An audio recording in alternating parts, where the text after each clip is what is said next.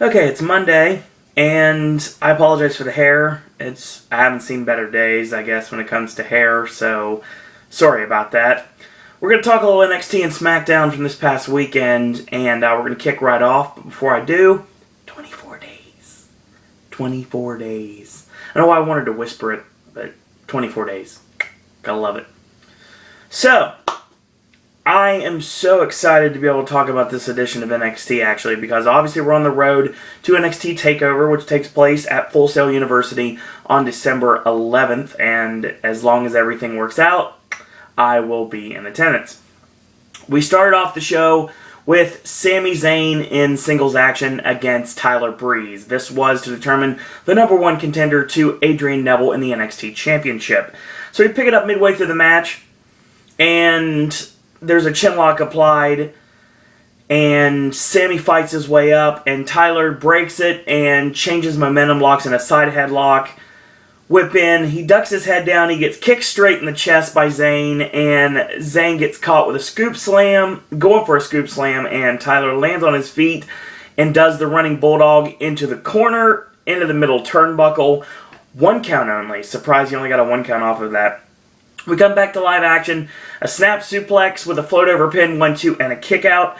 A chinlock again by Tyler Breeze. Sami Zayn drags him off, and Sami charges in, eats the high back elbow, and gets an elbow off the ropes, 1 count only. So a forearm, an overhand version of a forearm here. Zayn with another forearm to fight back, and it just kind of wobbles Tyler Breeze. So 2 forearms, and Breeze cuts him off with a knee lift. So he whips him in, and he charges in, he eats the back elbow, and a leaping elbow in the corner gets a 2 count. Chinlock applied again, a knee lift again, whip in, and Zayn explodes off the ropes with a clothesline. Clothesline comes off the ropes, pop-up dropkick, duck Tyler Breeze's right hand, and of course, he is going for the Blue Thunder. It gets blocked. 2 elbows to the back of the neck, and a double underhook, which gets countered by Zayn, back to a counter by Tyler Breeze, and a reverse neckbreaker, 1-2, and a kick out. Zayn, of course, momentum carries him to the ring apron. Breeze tries to take advantage, pulls him up to his feet, and he catches the shoulder blocks, and that's pretty much leads Sami to go up top, presumably going for the flying body press, but he leaps up top, and Breeze counters with a dropkick, the Pillman counter, 1-2, and a kick out. So, an overhand right, and he goes for a second one. He's basically telling Zayn to give it up, he's nothing. Well, the second one is stopped by a flatliner, and he goes to try to transition to the Koji clutch, but this gets countered yet again, and the counter is going for the supermodel kick, but that gets countered. Caught, backdrop, Tyler Breeze floats over, lands on his feet, and waistlock, standing switch reversal. Zayn reverses, standing switch reversal again, Tyler Breeze with a reversal, and Zayn reversals one last time, going for the O'Connor roll. Breeze holds on, and he charges in, supermodel kick to Sami Zayn, 1-2, and Zayn kicks out. So Breeze throws a Johnny tantrum. If you haven't seen the room, you don't know what I'm talking about. But basically, he's beside himself, wondering what he has to do to put Sami Zayn away once and for all. So he charges in, he catches the boot, and gets exploder suplexed in the corner. The haluva kick connects, 1-2-3, and Tyler Breeze is your loser of the match, and Sami Zayn wins this contest. Really great back and forth match between these two superstars. It seems like Sami Zayn is on quite a roll, and later on in the show, he actually says that he wants to basically, I can't say cash in because there's not really a briefcase on the line, but he wants to say to Adrian Neville that he wants his opportunity and he wants it now. So it's going to happen next week. Later on in the show, Renee Young is in the back talking to William Regal, and of course William Regal says it doesn't matter what they want, it only matters what's best for the company, but what's really best for the company is, you know what, I'm going to actually give them their match. So NXT Championship on the line next week, Neville against Zayn, and I'm really excited to see it. So, we got our next match. It is the singles debut of Dash Wilder. Dash Wilder is part of a tag team with Scott Dawson called the Mechanics, or was at one point, and he really does fit the same style. He's facing off against Tyson Kidd, of course, not wearing his kitty kick pads this time around. So there. So this match is slightly back and forth, but not quite. I guess you could say it was basically Tyson taking advantage of the much bigger man, which doesn't really play very well if you want to use believability. But ends up getting caught leaping up in the air and off the ropes. Dash catches him with a power slam, gets a 2 off of that. Tyson goes to the ring apron. Dash tries to pick him up, and of course he gets high kicked and Golden Gate spin, and that's the signal for the sharpshooter. And of course, there's the tap out. Tyson Kidd wins. I like him using the Golden Gate spin or the Golden Gate swing, depending on who's calling your match. I like it a lot. I really do. I hope that they come up with a name for it. Obviously, the Kid Crusher's already been taken. Shout out to road agent Billy Kidman right now. But I'll come up with something. I will. I think it'd be a great idea. So, Marcus Louis is basically just becoming a madman. He's like descending into madness right now, basically, because everyone's making fun of him since, of course, he lost his hair. And I called him a soccer hooligan because that's what he looks like. He actually looks like a really good, like, horror slasher monster. Not one that has, like, a mask or anything, but just like a slasher you would get in, like, one of those B-rated horror movies. It looks kind of freaky, but he doesn't really need to have any prosthetic mask or any sort of, like, gimmick in order to make him look scary. He just looks like he would just... obviously, I'm not talking about Marcus Louis the person, but the gimmick reminds me of somebody that actually would just, like, cut your head off for fun.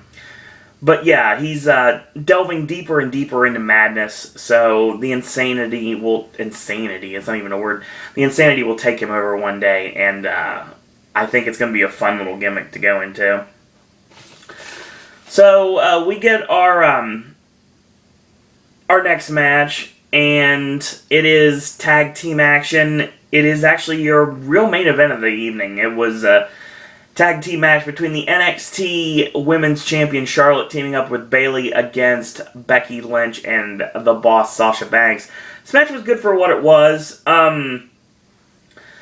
Good back and forth action, and it was basically really nice because they put the heat on Bayley, and they wanted to really tease the hot tag to Charlotte, and it actually never came, which is really interesting because Sasha basically cuts off the tag, and Bayley ends up getting rolled up, and that's the end of that. So, really building towards the match between Sasha Banks and Charlotte, probably coming up at TakeOver if I had to guess. The former BFFs doing battle. I have a feeling we're going to see a Summer Rae cameo somewhere down the line. And I know Summer Rae is obviously a heel on the WWE main roster. I think it would be really entertaining to see Charlotte getting beaten down by Sasha Banks and her new BFF partner, I guess you would say, Becky Lynch, and Summer Rae comes out and makes a save. So I think that would be a fun little gimmick to run. I don't know if they're going to go that way because I try not to read spoilers when it comes to NXT because I kind of want to do things like just as it's seen on television. I try not to talk about things that are not on television yet. So once they're on television, I can talk about them. But that's the reason why I haven't been able to talk about some superstars that have yet to debut on television. That's the reason I took so long to talk about Carmella, because obviously she was not on television yet. She was doing the house show circuits. So, of course, last week the Ascension basically said that they were going to make Hideo Itami pay. And Hideo Itami says, you know what, you can do all you want, but I'm not going to be coming alone next week. I got a partner, I got somebody watching my back. So the Ascension come out, and basically Victor says, we tried to be patient, but clearly you just don't get the message. So Connor says, why don't you come out here and we can finish whatever we started. So Hideo Itami comes out, and we hit some varying music. New music we've never heard before. And yes, out of the back comes a very familiar face. An extremely familiar face. Former member of New Japan Pro Wrestling's Bullet Club, former IWGP Junior Heavyweight Champion, former IWGP Junior Heavyweight Tag Team Champion, and one of the top wrestlers in the world, Prince Devitt, making his official WWE debut. Now going by the name of Finn Balor, which I actually don't mind that name. I actually like it quite well.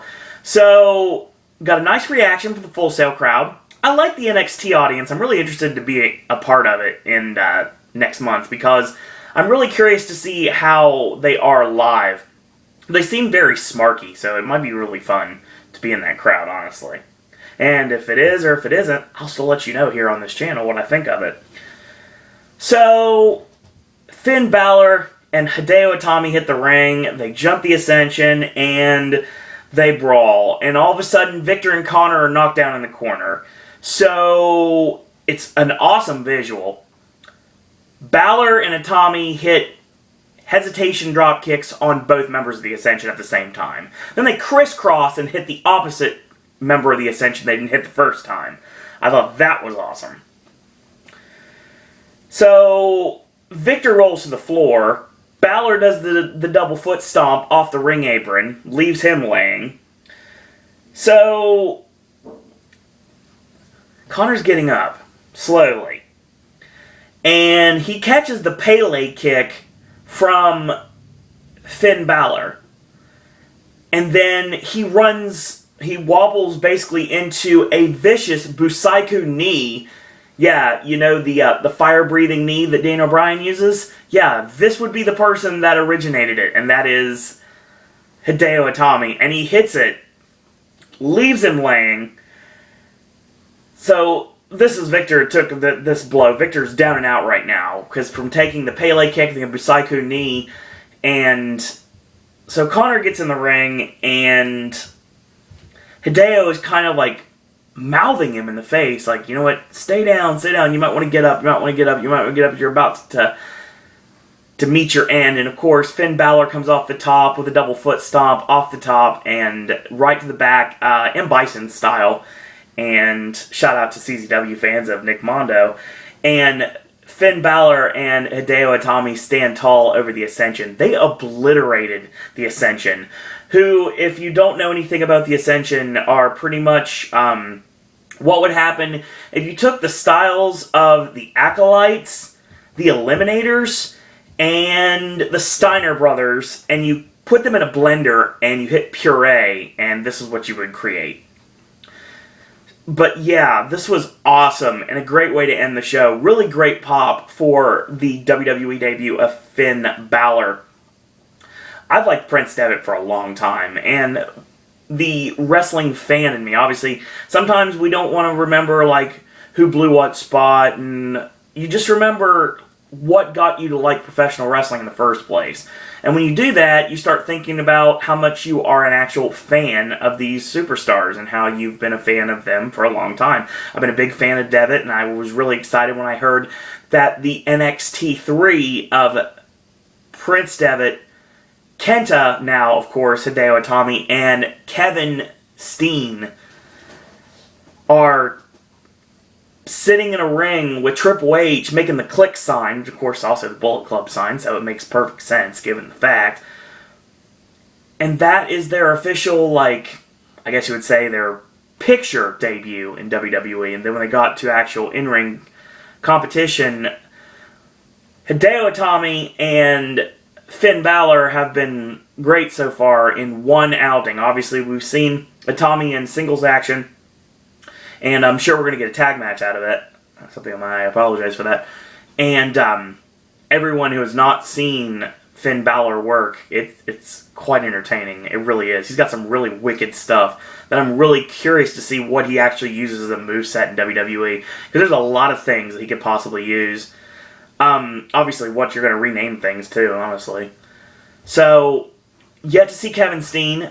The rumor is, and this is a rumor I'm extremely excited about, obviously, because it's more of a selfish reason than anything else. Kevin Steen is supposed to be debuting on NXT TakeOver. So if that's the case, what I think happens, maybe he gets a debut, he either has a squash match, or he just gets an introduction, and we introduce us the NXT universe to Kevin Owens, which I'm pretty sure is what they're going to call him. Nice name. And, obviously, which of course is a shout out to the reason why I am Sir Owen Disney, and that is the late great Owen Hart. And, of course, Owens is also a shout out to Kevin Steen's son, who is also named Owen. So, yeah, nice little circle of Owen there. I like that. So, I think what's going to happen, honestly, is there's going to be an introduction and maybe a match, maybe not. Who knows? Maybe he'll squash CJ Parker or something, because that's usually what happens. After Sami Zayn finally wins the NXT Championship in the main event, after the match is over, we hear some familiar music. Familiar only with one segment from earlier on in the evening. And here comes Kevin Steen out to the ring. And Kevin Steen stares down Sami Zayn in what could possibly have been the independent feud of forever. Their brutal, brutal feud they had in Ring of Honor. That went out and spanned a lot of different indie promotions as well. And they go face-to-face one more time in Full Sail, and that's how we end TakeOver. With the new NXT champion being accosted, not physically, but mentally, having a stare down with his greatest rival to the date. That is what I want to see. Yeah, I really enjoyed the show a lot. A lot of really great action on the show. Sami Zayn and Tyler Breeze tore the house down. And, you know, honestly, the tag match was good at the end. The women's tag match was a little long, but it was okay. I would appreciate a lot more longer women's matches than the 2-minute matches I get to recap on SmackDown most of the time. It's coming up in a few. But yeah, really good show, and it's officially made as a match for next week. Adrian Neville defending the NXT Championship against Sami Zayn. Should be an awesome match. Really excited to see that. And it could be interesting to see what we get from next week's NXT, and really looking forward to NXT. It's one of the best hours of television wrestling related right now that you can see. I really wish it was on the actual television, not just the network. It's awesome being on the network. It's one of the major reasons I have it. That and the Nitros, the WCW content, the Monday Night War, the special, the different specials they have, and obviously the pay-per-views. But yeah, NXT is a huge reason to have the network, and NXT is legitimately the future, and I'm very excited to be able to say that the future, it's getting closer and closer by the day. Great showing from NXT.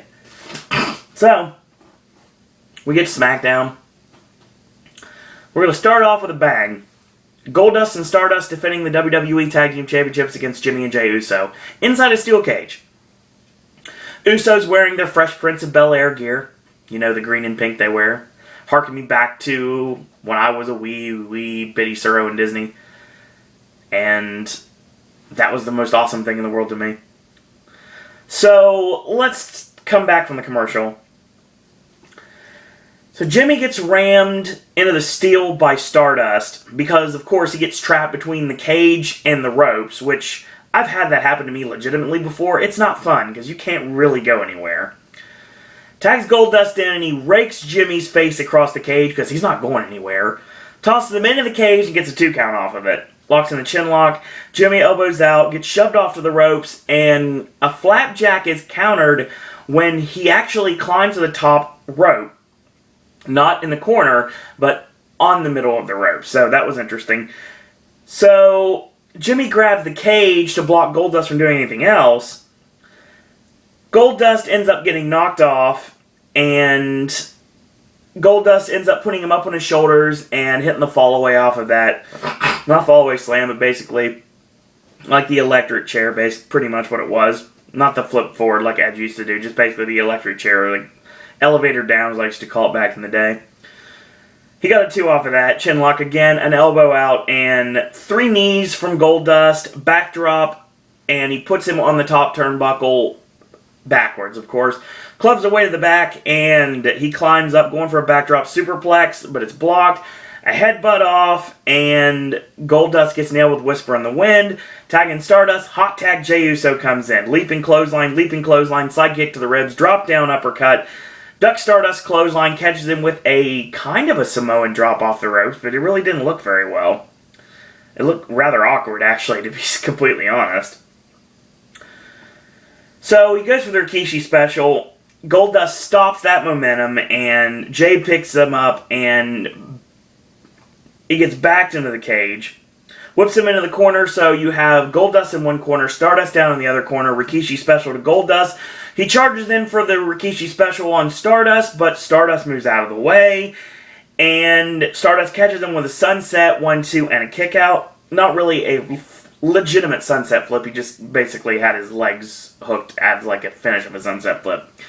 Samoan drop, he goes for it again, he lands on his feet, and he gets shoved off into the steel cage. Jay super kicks Stardust. Goldust makes a save right before the 3 count, but so we can't have new tag team champions. Goldust backdrops Jimmy Uso over the top into the cage, because of course he's not going anywhere. So Jay super kicks Goldust. Stardust hits the crossroads and gets 2.5 off of it on Jay. So Stardust got to wonder what he has to do. He starts climbing the cage. Jay cuts him off, and they're up top. On the opposite side, you've got Jimmy running into Goldust, boot in the corner, and Goldust goes up top. He gets caught with a right hand, climb up, going for the superplex, and Goldust gets superplexed by Jimmy Uso right as Jay knocks Stardust off the top rope. This allows for Jay to hit the Samoan Splash. Stardust rolls in and hits the Oklahoma Roll and gets the 3 count, 1, 2, 3, and Stardust and Goldust retain the WWE Tag Team Championships. I enjoyed this match. I did. The added stipulation having the steel cage actually worked pretty well for me in this match. I know I've seen this match 1,000 times, and I'm probably going to see it 1,000 more times, but still, I had no problem with this. I have a feeling you're going to get some sort of a Los Matadores match on Raw tonight to play up the fact that we're probably going to get a 4-team elimination, hopefully elimination match at Survivor Series at the end of the month. I think that's what's going to be, with Stardust and Goldust, of course, being forced to put the tag team titles on the line against the Usos, Los Matadores, and a 4th team, which it's hard to figure out what the 4th team may be. Miz and Sandow would be nice at this point. Give like the Miz and Sandow a tag team title run. I think that'd be fun. That'd be really fun to play with the Miz's ego. I really enjoy that. I think that could happen, because that way Goldust and Stardust don't necessarily have to get pinned in the end in order to lose the championships. We could do a fatal 4-way and they could just lose the titles without being pinned. No issues. Or we can do an elimination match. They can get pinned by the Usos or the Los Matadores, and that's how we can end up having the title change with Sandow and The Miz taking the titles. So, could go either way at this point. So Kane comes out and he basically says, what was done to Randy Orton, don't forget that was one of our own. If we did that to somebody that we would like, why would we not do something worse to people that we don't? Dolph Ziggler has a golden opportunity to make a great choice, and something would be great for his personal career, but he wants to choose the crowd's cheers instead. So Kane challenges Dolph to a cage match later on tonight. So I get Kane and Dolph Ziggler tonight. Okay. There's an open spot, obviously, in the Authority's team for Survivor Series, so he calls out someone to take it. Here comes Cesaro. Cesaro, obviously not the person he was thinking it would be. He says he can survive anything put in front of him. He can swing John Cena like a rag doll. And Kane's like, well, you know what, I wasn't expecting you, but you know what, I'll give you a shot. And I may just put you on the team if you can beat the person I was referring to. That person, of course, is Ryback. So Ryback comes out, and we have our next match. This match was short. Duck Cesaro's clothesline, spine buster, meat hook. Shell shock is countered. Charges in, and a shoulder block by Cesaro. He goes up top. Actually, no. I'm reading the notes here. He charges in, he goes shoulder first into the ring post, there you go, and Cesaro kicks him right in the face, goes up top, hits the flying elbow, 1-2, and Ryback kicks out. Goes for a suplex, is blocked, blocked again, gets turned into a high vertical suplex, Cesaro with a knee strike. High vertical suplex, Cesaro with a knee strike, but he ends up like muscling him into the shell shock and hits him for 3 off of that. Match over, you have Kane get in the ring to try to recruit Ryback for the team at Survivor Series of the Authority. Ryback wants nothing to do with this. This is alright for what it was. Basically, they're trying to rebuild Ryback, and that's what they're doing at this point. So, we see a rematch on Raw tonight? I doubt it, but you never know. SmackDown matches usually have rematches on Raw because not everybody's watching SmackDown. I guess that's what they're trying to say. SmackDown officially is going to be moving to back to Wednesday. Going back to Thursday nights as of next year, and it sounds like NXT's moving to Wednesday, so we'll see what happens with that. Of course, I said there'd be a match on Raw last week. It ended up waiting a week till SmackDown, because apparently this feud does not need to be on Raw. It's Adam Rose against R-Truth, of course, spurring from their altercation in the locker room during the trick-or-treating on Raw Monday night. So, this is a comedy match, just plain and simple. Adam Rose ends up getting distracted by the bunny hopping around the ring, and he gets rolled up for the 3 count. After the match is over, Rose shoves the bunny to the ground, to the boos of the crowd, and he's like growling at the bunny. Then he turns to face the Rosebuds, and he smiles, and of course it's all party time, and he turns around, and he catches the bunny getting ready to go, and then he's like, come on anyway. So yeah, more dissension in the ranks between Adam Rose and the bunny. Okay, sure. Adam Rose, I have a feeling, is going to turn on the Rosebuds and the bunny itself, and the bunny is going to be let out by the Rosebuds for the match against Adam Rose when it happens. Adam Rose being a heel here is going to be really fun. I'm looking forward to that, honestly. I think Adam Rose could be freshened up a lot as a heel, and I like the run as Leo Kruger that Adam Rose did previously when he was in NXT. I really like to see that Adam Rose come back. That'd be awesome. Or maybe revert back to Leo Kruger. That'd be great. Excuse me. Christian comes out, surprisingly, for a peep show. He's got Dean Ambrose. He says, the Captain Charisma is back for one more peep show. Things are about to get chaotic. Before he can even be introduced, here comes Dean Ambrose. He says he has no friends, and he's got enemies around every corner, but that's how he likes it. He wouldn't have it any other way. He doesn't know why Bray did what he did, because when people attack you, they do it because they want something. Well, Ambrose doesn't have anything that Bray wants. Pretty much, he thinks he did it because Bray just likes to play mind games. He preys on the minds of weak-minded people, but he thinks he may know him, but he has no clue just how dangerous he is, and how dangerous of a place that Dean Ambrose's mind actually is.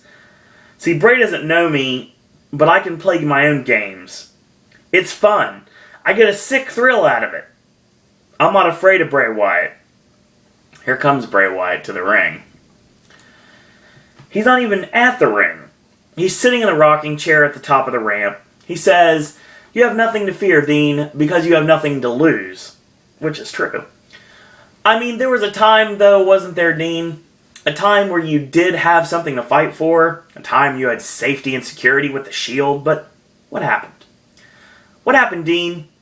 That love was ripped from you, and that security was taken away and has left you now, like a fish out of water gasping for air. But don't you know who I am, Dean? And don't you know what it is that I do? Mark Henry? I heal. I healed Eric Rowan. I healed Luke Harper, and I can heal you too. All you have to do is take my hand and I can fix you, Dean. I can make it all go away. But I'm not a fool. And I understand that salvation is not for everyone. I once offered my hand to Daniel Bryan. He defied me. And now he's nowhere to be seen. But you can be different. I can fix you. Tell me I'm wrong. What do you have to lose? What do you have to lose, Dean? I mean, your own father turned his back on you. Tell me, Dean, does he still send you postcards from prison? Tell me I'm wrong, Dean. Tell me I'm wrong. Tell me I'm wrong. Prove me wrong. Prove me wrong, Dean.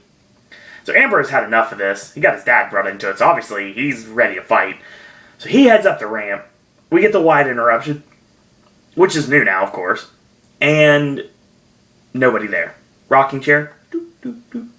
Rocking back and forth. Lights go out again.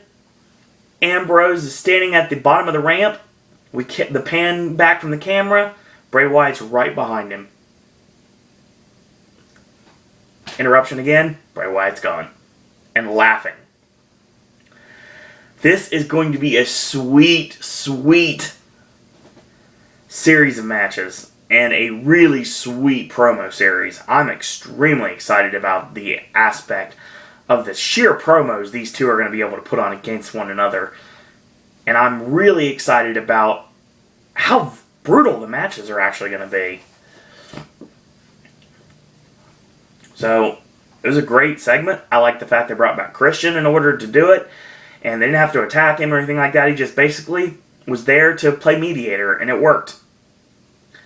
Even though he only had Ambrose on there and basically didn't really get anything out of him, but still, it was enjoyable. So we get AJ in the back, and Brie is apologizing to AJ for the slap from Raw, and of course, AJ's like, you know what, I know what you're being done. I know what you have to do. I get this. No need to apologize. You only did what you were forced to do. See, Nikki will do anything to win the Divas Championship. And right at this moment, Nikki just Pearl Harbors AJ from behind with the Divas Championship. Leaves her laying and basically says, you know, maybe you need to be a little bit more sincere next time. But good work anyway. Now let's go. So we get AJ and Nikki at Survivor Series. Okay. Speaking of Divas storylines, the Total Divas storyline we've had for a long time. Tyson Kidd, of course, is bragging to Summer Rae and Layla about the victory over Sheamus on Raw Monday night. Even though it was a small victory, it was still a victory nonetheless. And because of that, he wanted to brag. Well, Natty shows up, and Natty's like, you know, you're not answering my phone calls, and Summer's like, you know, you need to back off. And of course, Natty's like, get off my man, and yada, yada, yada. So, yeah, we get a match. Natalya gets Summer Rae. Natty gets the disc with clothesline, goes to the sharpshooter. Tyson leaves the announce table to try to give some instruction, and this is basically just enough to distract Natalya to get rolled up from Summer Rae 1, 2, and 3. So after the match is over, Tyson Kidd and Natalya argue. Okay, we're going to continue this. Something from Total Divas. So many things I really wish we could do, and we can't do right now. Either way, I'm still glad that they're doing something with Tyson Kidd on Raw. Even though it's this. So in the back, we have Renee Young with Dolph Ziggler. And the Intercontinental Champion wants the Authority out of power. And he doesn't care if he has to go through a monster in a steel cage in order to get that ball a-rolling. Triple H shows up and says he's really surprised that Dolph's even there after the beating that he was stood on Raw. It's a good thing that Randy Orton saved him, but fact remains, Orton and Cena, they're not here tonight to save anything or anyone. Maybe it's time for Dolph to save himself. It's not too late to change his mind, Triple H basically says. You all saw what happened to Randy Orton on Raw. Just look what's going to happen to you. Okay. Dolph Ziggler and Kane is your main event inside of the cage. It's alright. Kane is the big boot. Whip in, charging clothesline in the corner. Kane exposes the buckle, setting up your own demise. Kane charges in, misses. Clothesline, exclamation point, DDT, 1, 2, and a kick out. Dolph climbs up, Kane grabs him and pulls him off. After they trade shots, of course. Well, trade shots and now allows for Kane to get crotch on the top rope. So he's sitting there precariously across the top rope. And he yanks Dolph down. Of course, he gets crotched on the top rope. So, Dolph dives off. Kane with a choke thrust, 1, 2, and a kick out. Goozle going for the choke slam, gets countered. Dolph starts grabbing the cage, tries to climb up. Gets pulled off by Kane, choke slam. Signals for the end, going for the tombstone. Tombstone, float over, and zigzag. 1, 2, and Kane kicks out. I like that counter. I thought that worked really well. Something I'm not used to seeing. So, Dolph tries to crawl out. Kane catches him. And ends up ducking the right hand. Kane with a super kick. Nailed with a super kick. Flush.